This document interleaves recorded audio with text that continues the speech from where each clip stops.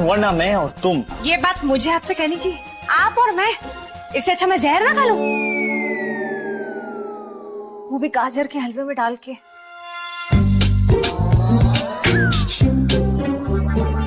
जहर गाजर के हलवे में डाल के क्यों खाएगा? अब कोई मर रहा है तो अपनी फेवरेट चीज ना खा के मरे।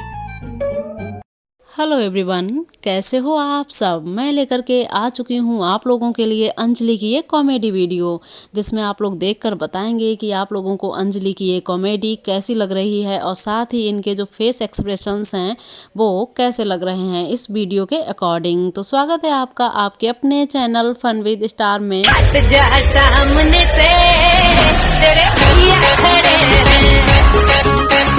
जी हाँ दोस्तों, तो देर किस बात की, जल्दी से आ जाइए अपने कमेंट बॉक्स में और कमेंट करके बता दीजिए कि आप लोगों को अंजलि की आज की ये जो वीडियो है वो कैसी लग रही है।